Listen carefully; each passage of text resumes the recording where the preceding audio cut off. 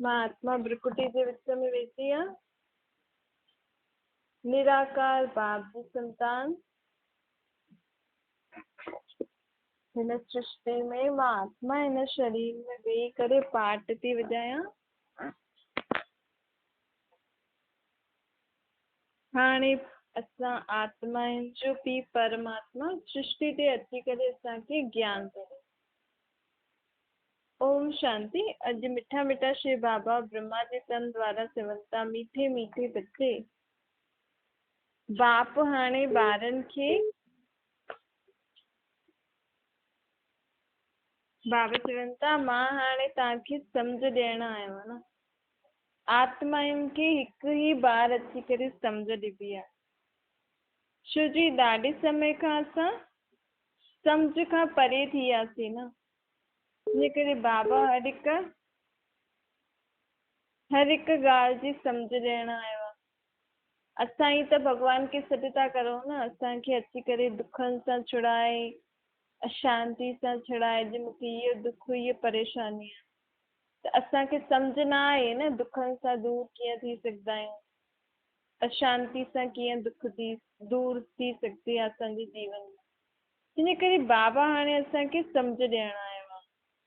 अहिड़ी सम्झ ॾींदो आहे, ऐं अगरि असां हुनखे धारण करे हलंदासीं हुन सम्झ खे, त असांजा 21 जन्म ताईं असांखे कॾहिं दुख अशांति ईंदी ई न असांजे जीवन में। दुख छा थींदो आहे, दुख छा थींदो आहे, अशांति छा थींदी आहे, इहे असां भुलिजी वेंदासीं। देवी देवताउनि खे त इहो पतो ई न हूंदो आहे न दुख अशांति छा थींदी आहे। त बाबा हाणे असांखे सम्झ ॾेई करे ओड़ो ठाहे थो, जीअं कंहिंखे बि स्कूल में पढ़ाई पढ़ंदो आहे या कहिड़ी ॻाल्हि जी सम्झ ॾेई छॾींदा आहियूं त चईंदो आहे न उहा मनुष्य आत्मा कि हाणे मूंखे सम्झ में अची वई, हाणे मां सदा हिन रीति कमु कंदमि। त ईअं ई बाबा बि असांखे सम्झ ॾियणु आयो आहे। इन सम्झ ते हली करे असां 21 जन्म ताईं सदा सुख शांति ऐं पवित्रता वारो जीवन जींदासीं। हाणे बाप सम्झ कीअं थो ॾे, गीता ज्ञान ॾेई करे। बाबा चवंदा आहिनि दुनिया में हिकु रामायण, महाभारत ऐं गीता जो शास्त्र मशहूरु आहे न। त रामायण अर्थात रामायण में छा थींदो आहे, जीअं अॼुकल्ह घर घर में लड़ाई झगड़ा थियनि था, रामायण में बि त उहो ई थींदो आहे न। त रामायण कॾहिं खां शुरू थी आहे दुनिया में, द्वापर खां। जॾहिं खां विकार हिन दुनिया में शुरू थिया न, छो जो सत्य त्रेता में त हुया ई न विकार आदि, त घर घर में सुख शांति हुई। जॾहिं खां दुनिया में विकार आया आहिनि, अर्थात माण्हू पंहिंजो प्रवृत्ति मार्ग कामवश, क्रोधवश, लोभवश, मोहवश, अहंकारवश, जेके असां रावण चईंदा आहियूं, रावण अर्थात आत्मा में इहे अहिड़ा संस्कार अचनि, काम, क्रोध, लोभ, मोह, अहंकार जा, त हर मनुष्य रावण आहे न। असां त रावण जो बुत ठाहे करे जलायूं था। बाबा चए थो ये रावण जा रावण अर्थात काम, क्रोध, लोभ, मोह, अहंकार त तव्हां में ई अथव। ॾिसो असां अलॻि अलॻि जॾहिं जॾहिं अलॻि अलॻि विकार ईंदो आहे त मुंहुं फेस एक्सप्रेशन अलॻि अलॻि थी वेंदा आहिनि। कामी जा अलॻि हूंदा आहिनि, क्रोधी जा अलॻि हूंदा आहिनि, लोभ जा अलॻि हूंदा आहिनि, मोह जा अलॻि हूंदा आहिनि, अहंकार जा अलॻि फेस एक्सप्रेशन थी वेंदो आहे।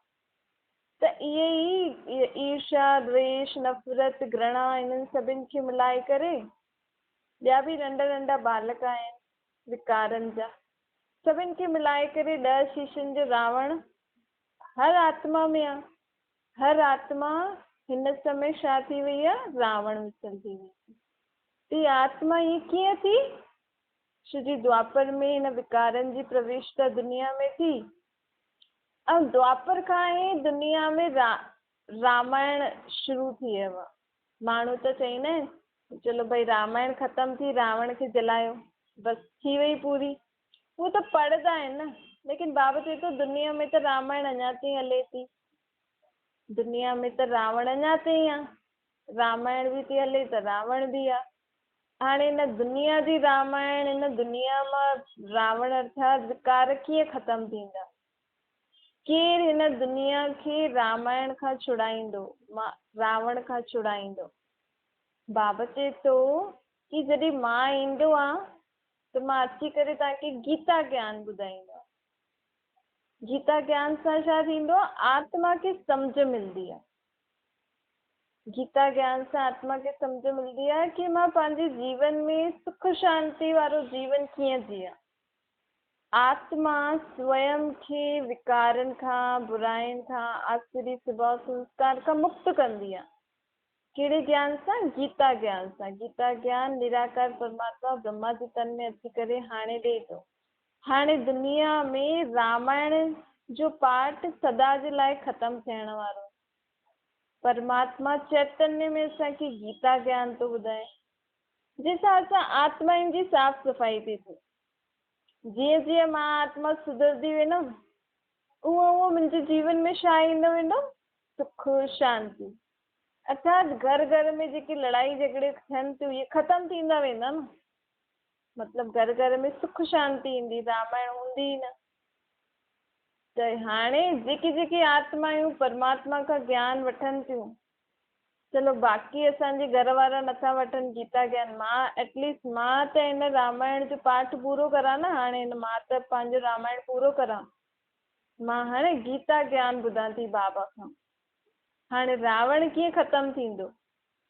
बाबा चए थो जीअं जीअं असां आत्मा सम्झी करे परमात्मा खे यादि कंदासीं, उहो असांजा विकार बुराइयूं बि असां उन्हनि खां मुक्त थींदा वेंदासीं। अर्थात असां रावण अर्थात विकारनि खां मुक्त थींदा वेंदासीं। त असांजो रामायण जो पाठ बि थी वियो ऐं रावण बि जली वियो।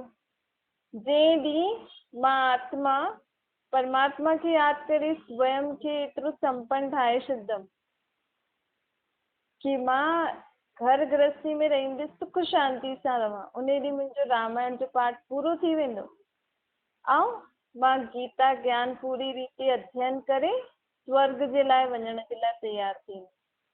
ऐं परमात्मा खे यादि करे मां विकारनि सां मुक्त थींदमि, बुराइनि सां। त मां रावण खे जलाए छॾियो। माण्हू त नवरात्रा था करनि, उन खां पोइ रामायण जो पाठ पूरो थी वियो, पोइ रावण खे जलाइनि था, पोइ मेलो था मल्हाइनि।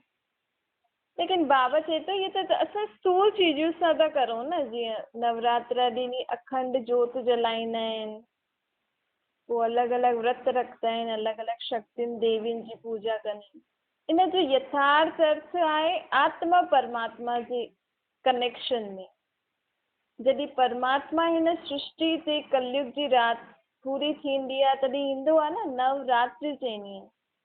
असल में जॾहिं खां परमात्मा सृष्टि ते आयो ऐं मां जॾहिं खां परमात्मा खे पहचानियो, उन समय खां मुंहिंजी आत्मा जी जोत जगी वई।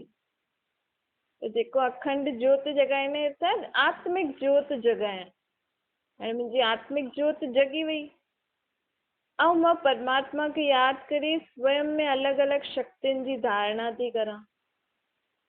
त इहे जेका अलॻि अलॻि शक्तियुनि जी पूजा आदि कंदा आहिनि, इहे असल में आत्मा खे परमात्मा खे यादि करे इहे शक्तियूं पंहिंजे अंदरि धारण करणियूं आहिनि।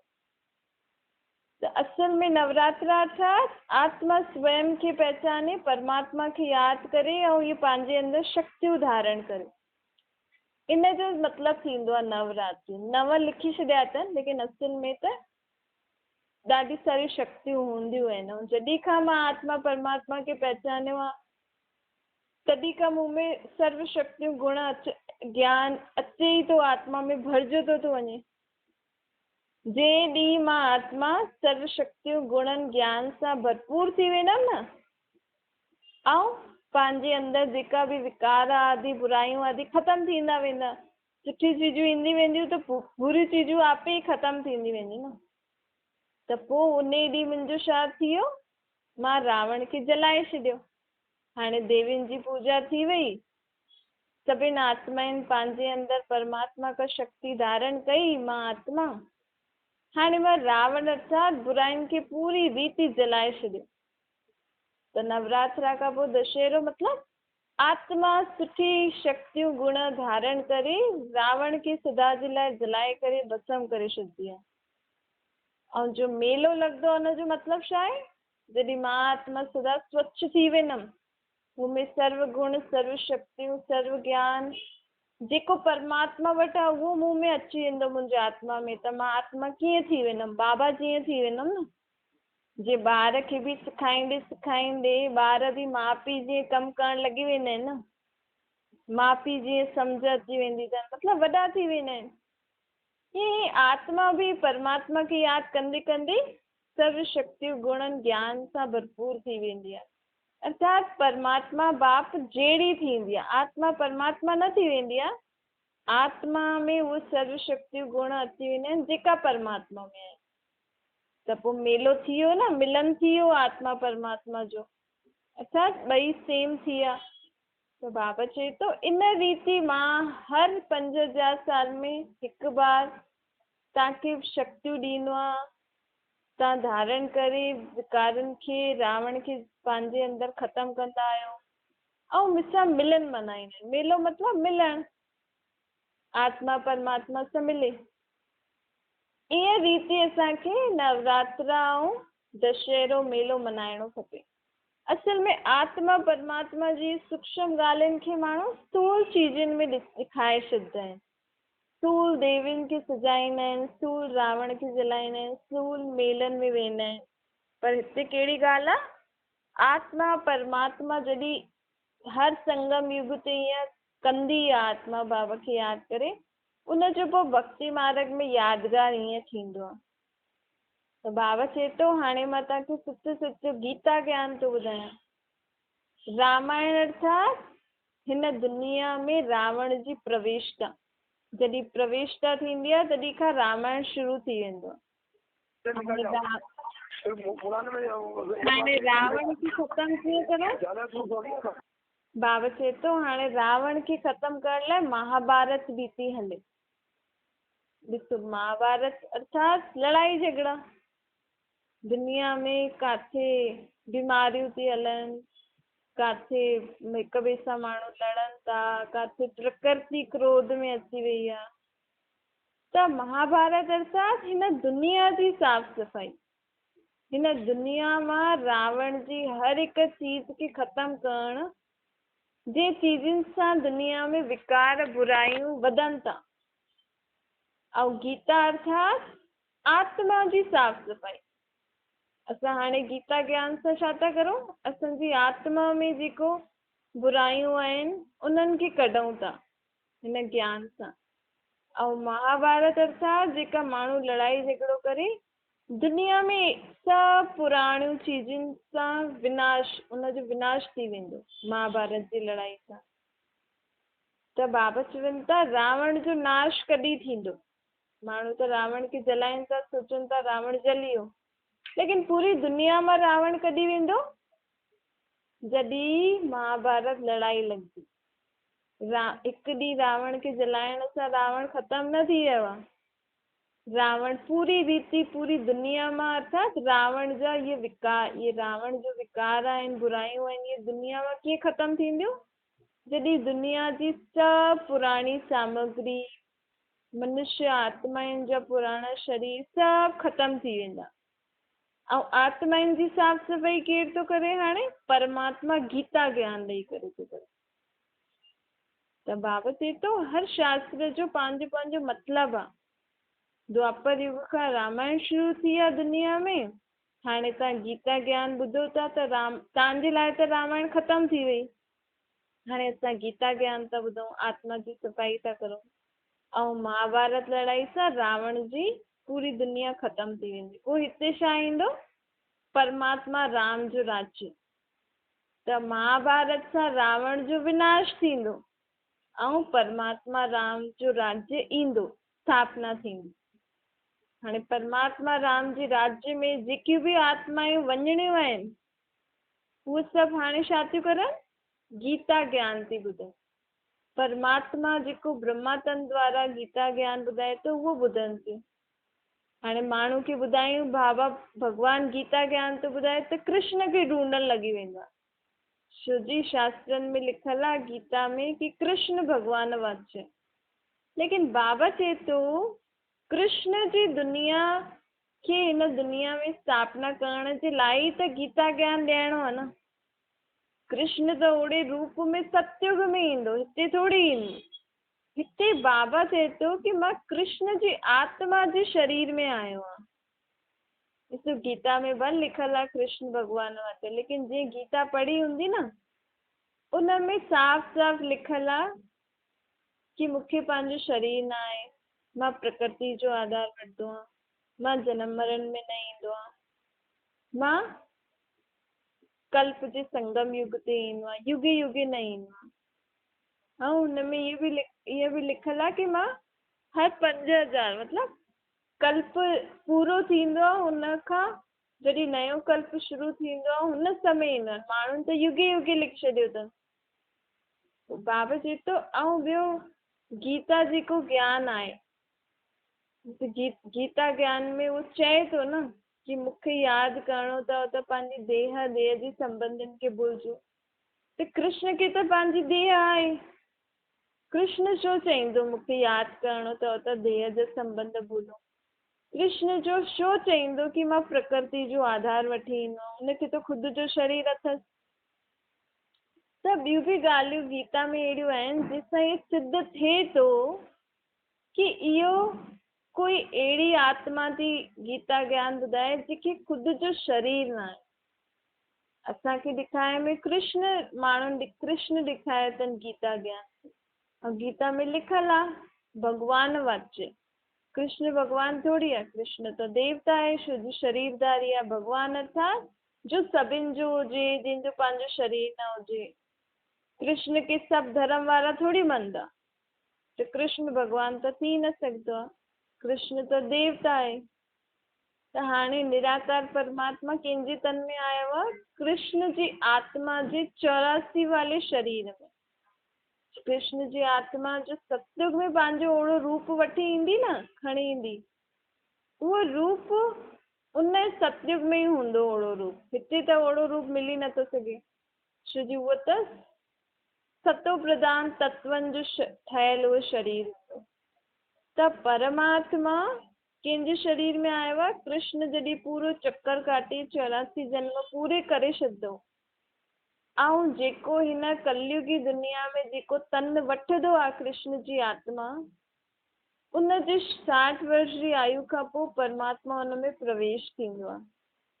पोइ प्रवेश थी करे असांखे ज्ञान ॿुधाईंदो आहे। छो जी परमात्मा जी आत्मा नथी नज़र अचे, लेकिन कृष्ण जो ओड़ो शरीर बि न आहे, लेकिन कृष्ण जी आत्मा त आहे। त भक्ति मार्ग में माण्हुनि कृष्ण जो शरीर ॾेई छॾियो अथनि, लेकिन बाबा चए थो असुल में मां कृष्ण जी आत्मा जे 84 वाले शरीर में ईंदो कृष्ण जी आत्मा जे शरीर में ई आहे। लेकिन जॾहिं कृष्ण पुराणो कलयुगी शरीर वठंदो आहे न, उन समय ईंदो आहे तव्हांखे गीता ज्ञान ॾियण। छो कि गीता ज्ञान सां नयो धर्म जी स्थापना थियणी आहे, गीता ज्ञान सां रामायण ख़तम थी वेंदी आहे हिन दुनिया में।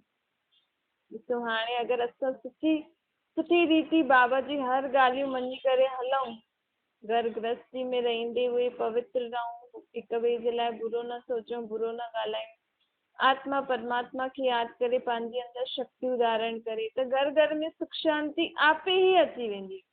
छो जी घर घर में दुख शांति असांजे कारण ई थी थिए न, असां ॿिए कंहिंखे छो चऊं? असां ई घर में हिक ॿिए जे लाइ उल्टो सुल्टो सोचूं था, उल्टो सुल्टो करूं था। ॿियनि ॾे त असां छो वञूं, पहिरियों ख़ुदि खे ई ॾिसूं न, गृहस्थी में जेका रहूं था असां हिक ॿिए सां ई नथा ठहूं, त दुख आयो न।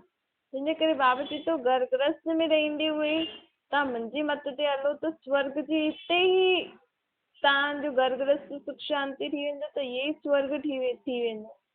पोइ तव्हांखे मां तव्हां जॾहिं ओड़ा तयारु थी वेंदव त तव्हांजे लाइ नई दुनिया जी स्थापना जे लाइ हिन दुनिया जी बि त साफ़ सफ़ाई खपे न। भई असां आत्माऊं त तयारु थी वियासीं, असां सर्वगुण संपन्न 16 कला संपूर्ण निर्विकारी अहिंसक मर्यादा पुरुषोत्तम थी वियासीं। असां में सुठा स्वभाव संस्कार धारण थी विया, सभु विकार ख़तम थी विया, लेकिन दुनिया में त कचिरो आहे। असांजो शरीर त विकार सां पैदा थियल आहे। पोइ बाबा हुन जे लाइ थिए थो, पोइ हिन जे लाइ महाभारत लड़ाई लॻंदी जंहिंसां दुनिया जी साफ़ सफ़ाई थी। महाभारत लड़ाईअ सां दुनिया जी साफ़, माण्हू त ड्रिजंदा कि अरे ये लड़ाई थी लॻे हीअं, लेकिन बाबा असांखे पहिरियों खां ई तयार थो करे रखे। बाबा असांखे पहिरियों खां ई थो चए कि ॿार हाणे स्वर्ग जी स्थापना थियण वारी आहे, त महाभारत लड़ाई त लॻंदी, लेकिन बाबा असांखे छा थो चए, छो लॻंदी? छो जी दुनिया जी साफ़ सफ़ाई करणी आहे। एॾी दुनिया खे केरु साफ़ कंदो? दुनिया में केॾो कचिरो आहे, जॻह जॻह ते एॾो कचिरो आहे, प्रकृति सुखदाई न आहे, एॾा वॾा वॾा घर आदि ठहियल आहिनि कि कम जा न आहिनि। त स्वर्ग में त सोने जा महल हूंदा। त एॾी वॾी दुनिया खे साफ़ सफ़ाई केरु कंदो? इहे माण्हू ई हिक ॿिए जे मथां जेका बि बॉम्ब्स आदि फेंकदा कंदा, असांजा इहे पुराणा शरीर बि ख़तम थी वेंदा। लेकिन असांखे ओड़ो दुख न थींदो जेको माण्हुनि खे थींदो, जेको अञा ताईं परमात्मा जो चयो नथा मञनि ऐं परमात्मा खे यादि नथा करनि, उन्हनि खे उहो महाभारत जो दुख ॾिसणो पवंदो, असांखे न ॾिसणो पवंदो।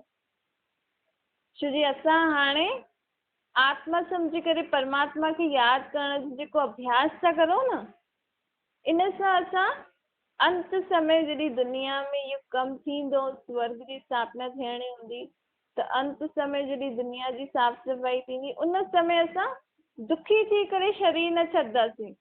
असां ईअं शरीर छॾंदासीं जीअं त बाबा असांखे गोद में थो वठी हले। मतिलबु असांखे कोई प्रकार जो दुख डर हूंदो ई न। कॾहिं? जॾहिं असां हाणे खां ई पंहिंजे पाण खे आत्मा सम्झी करे परमात्मा खे यादि कंदासीं। ऐं असांखे त सभु कुझु बाबा पहिरियों ई ॿुधाए छॾियो अथई न, ऐं असां सम्झी बि विया आहियूं। ॿुधाए त बाबा सभिनि खे थो, पूरी दुनिया में बाबा जा अलॻि अलॻि जॻह ते बाबा जा सेंटर्स आहिनि, बाबा जा ॿार आहिनि, सभु सभिनि खे ॿुधाइनि था कि हाणे नई दुनिया अचण वारी आहे। लेकिन बाबा चए थो सम्झण वारा सम्झंदा। हाणे तव्हां सम्झो था त तव्हांखे निश्चय थी वियो, त असांखे उन ॻाल्हि जी ख़ुशी थींदी। जॾहिं लड़ाई लॻंदी त असांखे ख़ुशी थींदी। छो जी असांखे त पहिरियों ई पतो आहे हिन लड़ाई खां पोइ ई त स्वर्ग जा द्वार खुलंदा, हिन लड़ाई खां पोइ ई त दुनिया में स्वर्ग ईंदो।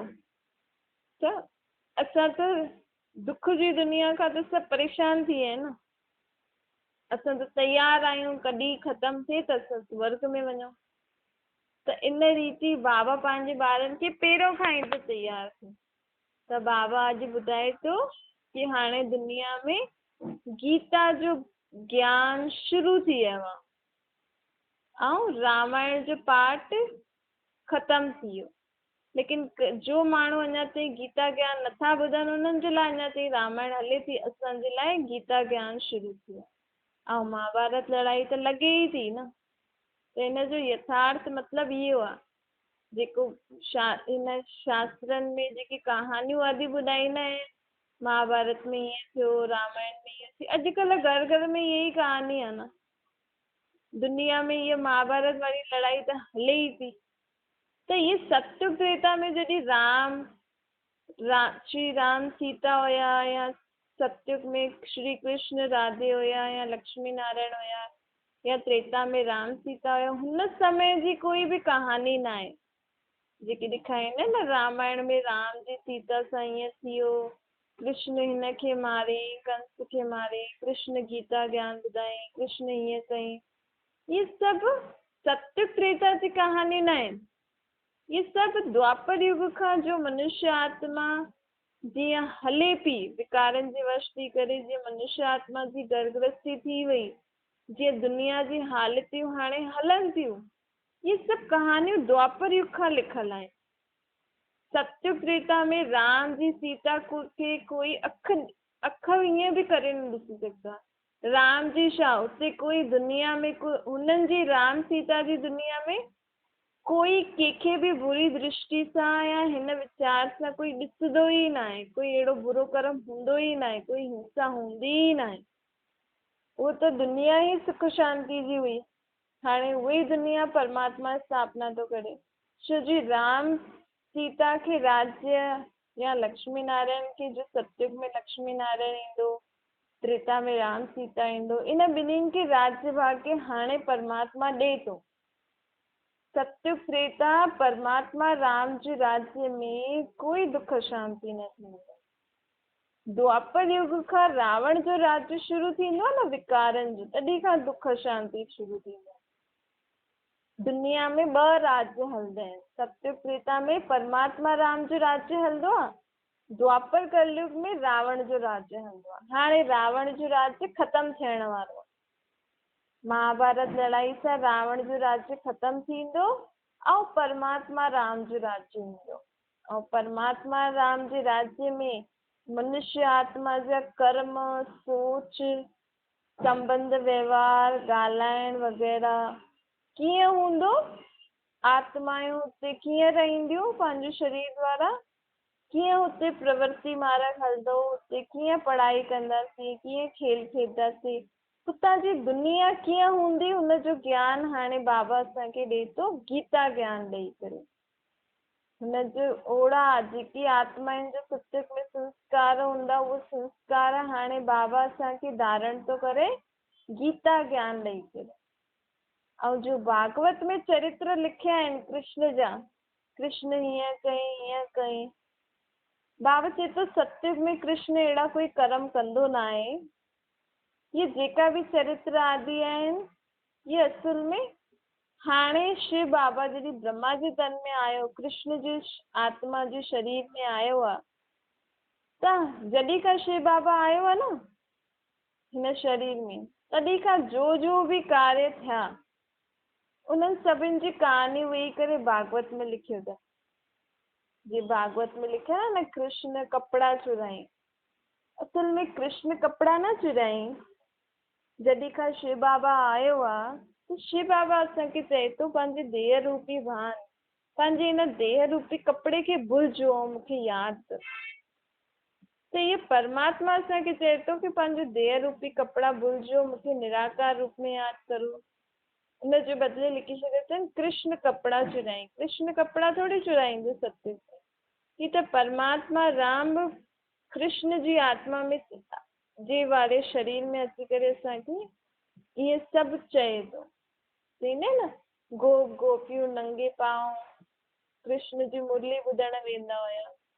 कृष्ण सत्युग में मुरली वॼाईंदो, लेकिन उहो त सत्युग जो महाराज कुमार हूंदो न, वॾे वॾे माण्हुनि सां हुननि जो उथणो वेहणो हूंदो, हुनजा दोस्त यार सभु वॾे वॾे घर जा हूंदा। उहो थोड़ी ईअं गलियुनि गलियुनि में वञी करे मुरली वॼाईंदो या सभु ॿुधण ईंदा न।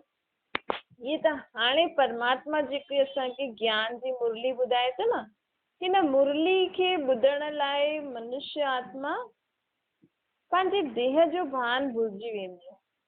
छो जी परमात्मा आत्मिक आत्माउनि खे ज्ञान ॾींदो आहे, चई घड़ी घड़ी चईंदो आहे ख़ुदि खे आत्मा सम्झो, मूंखे निराकार रूप में यादि करो। त हिन ज्ञान खे ॿुधंदे ॿुधंदे आत्मा पंहिंजे देह जे भान खे भुलिजी वेंदी आहे। त देह जे भान खे भुलिजण जो ई गायन आहे कि सभु कमु छॾे छॾे ऐं सभु कुझु नंगे पांव होॾे कृष्ण जी मुरली ॿुधण वेंदा हुया। त परमात्मा जेका हाणे कर्म करे थो ब्रह्मा जे तन में अची करे, उनजो गायन भागवत में लिखियल आहे। हुनजो बि यथार्थ अर्थ अलॻि रीति सम्झणो आहे। छा मीठी मीठी स्किल ते बात पुटी माता पिता बाप दादा जो यादि प्यार ऐं गुड मॉर्निंग रूहानी बाप जी। पाण सभिनि रूहानी ॿारनि खे नमस्ते। पंहिंजी बि रूहानी माता पिता बाप दादा खे यादि प्यार गुड मॉर्निंग ऐं नमस्ते। वरदान आहे कंट्रोलिंग पावर द्वारा रॉन्ग खे राइट में परिवर्तन करण वारा श्रेष्ठ पुरुषार्थी अथव। श्रेष्ठ पुरुषार्थी उहो हूंदा आहिनि जो सेकेंड में कंट्रोलिंग पावर द्वारा रॉन्ग खे राइट में परिवर्तन करे सघो। जेका असांजा संकल्प हलंदा आहिनि न, मन में वीचार हलंदा आहिनि, अलाए कहिड़ा कहिड़ा वीचार हलंदा आहिनि, असां पंहिंजे हिसाब सां ई कुझु न कुझु सोचण लॻी वेंदा आहियूं फालतू ॻाल्हियूं। लेकिन बाबा चए थो असां आत्माउनि में एतिरी कंट्रोलिंग पावर हुजणी खपे कि मां कोई भी आलतू फालतू ॻाल्हि न सोचां।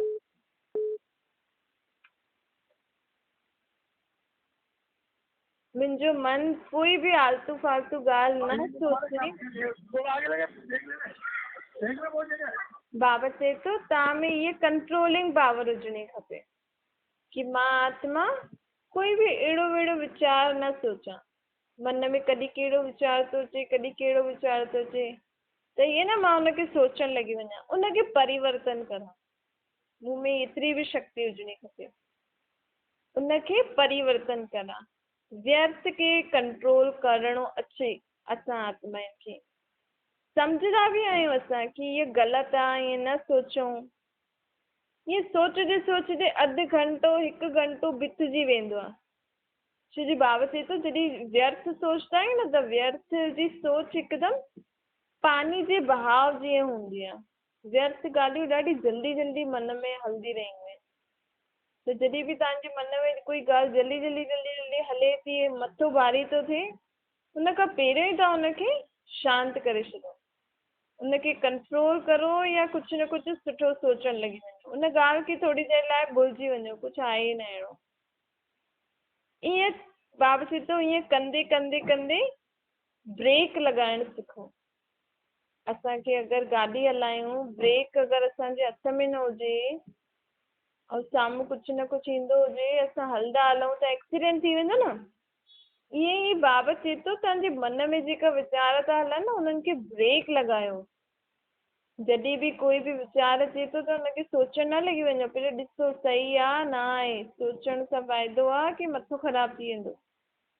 अगरि ख़राबु थी वेंदो त उन समय ब्रेक लॻाए छॾो, हुनखे परिवर्तन करणु सिखो, ख़राब खे सुठे में परिवर्तन करणु सिखो, कंट्रोल करणु सिखो।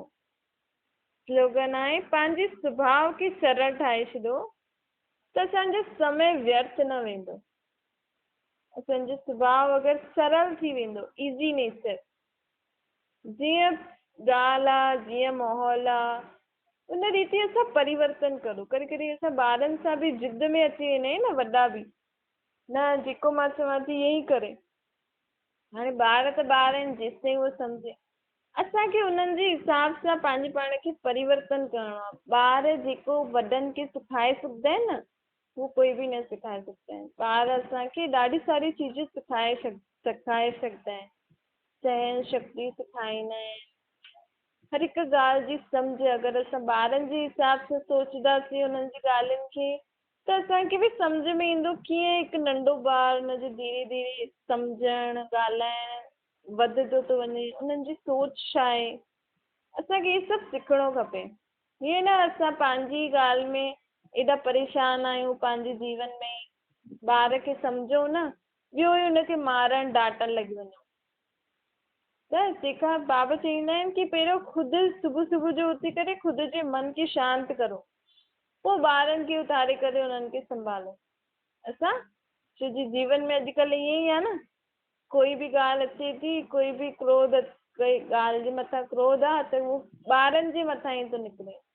हिकु त शांती सां वेही करे पंहिंजे मन खे शांति करो, पोइ ॿारनि खे संभालो, ताकी असांजो गुस्सो हुननि जे मथां न निकिरे ऐं असां हुननि जी ॻाल्हि सम्झी सघूं।